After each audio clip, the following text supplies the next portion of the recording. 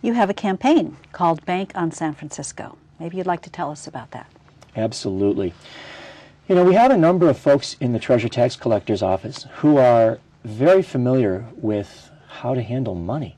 We spend a lot of our time doing that for the city. So we wanted to take some of that knowledge and let people in San Francisco perhaps hear how they might be able to handle their money better. What we did was we took a look at what was affecting people, particularly what was affecting low-income people, and maybe stopping them from being able to get ahead.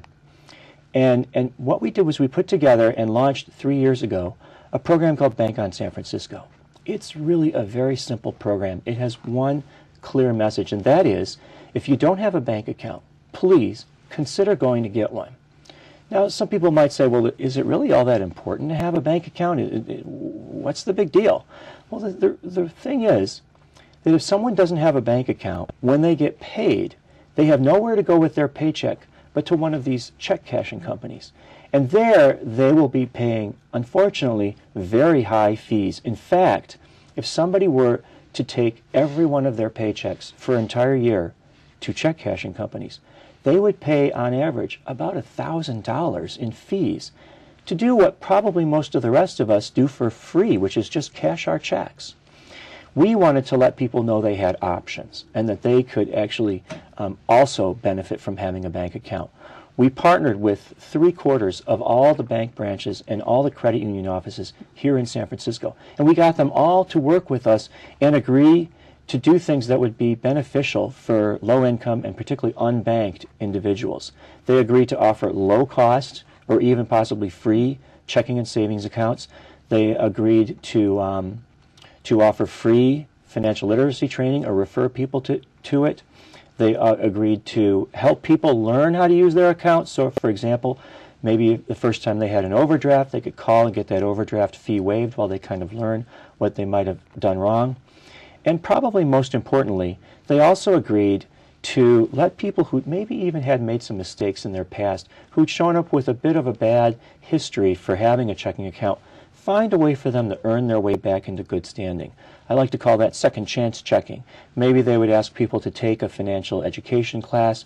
Maybe they would offer them a less featured account, whatever the case may be, but give people a way to come back into the mainstream and have the same opportunities to be successful with their money as all the rest of us. That's really what the Bank on San Francisco program is all about, and I'm very proud to say that after the 3 years the program's been running here in San Francisco, the banks and credit unions we work with report that they've opened over 35,000 accounts for unbanked folks here in San Francisco. Now that means that those 35,000 new account holders are saving as much as $2 million a year in fees they otherwise would have paid to the check cashing companies. I think that's a big win, not only for each one of those households, but for our community overall, because the more money we can keep here, helping people get ahead and helping be successful right here in San Francisco, the better off it is for all of us. I'm particularly excited about the fact that in just the last couple of years, we've actually seen now more than 50 other cities look at rolling out the very same program in their cities, and many of them have already accomplished that. So, you know, I'm very proud of the fact that this program is not only being helpful here in San Francisco, but potentially going to be helping people all across the country. That's very interesting. Thank you. Thank you. What are your priorities for the coming term as City Treasurer? Oh, thank you for that opportunity. You know, as I said, our most important job we do is bringing in the revenue for the city. And what we're always trying to do is find ways that we can continue to collect the money that's owed for the city, but also be as supportive as we can. As I mentioned before, the majority of taxes and fees we collect are actually from businesses. And as I said, we want to make sure every one of them is paying their fair share. But at the same time, we want to make sure that we're being as supportive as we can be so that businesses, particularly small businesses, have the opportunity to thrive and be successful here in San Francisco. One of the things we did earlier this year was we recognized that with this economic downturn we're in, we actually we were aware that some businesses were facing difficulties, and perhaps they'd seen serious declines in the amount of business they were doing, and maybe even had to let go of some staff. That would mean that they potentially would owe significantly less taxes this year than they paid last year. But the way our tax system is set up, the taxes that they pay through their prepayments over the course of the year are based on the prior year's tax. Well, we didn't want that to present an undue burden, an unnecessary burden to a company facing a downturn. So we reached out and let companies know that they could come talk to us. They could tell us what was happening to them, and as a result, we would reduce their prepayment amounts so they would only be paying what they owed to us. We've actually been able to do that now for hundreds of companies, and we want to do what we can to support businesses and make them successful here in San Francisco. Wonderful. Thank you.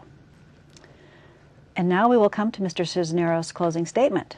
But let me first remind you that if you aren't registered to vote, please do so right away, and urge others you know to register. The actual deadline to register to vote in the November 3rd election is October 19th. And if you've moved, you need to register again at your new address.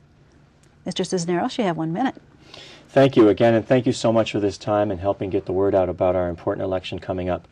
I'm excited to be standing for re-election, and I want to communicate to everybody out there the incredible work that I believe is being done in the Treasurer Tax Collector's Office.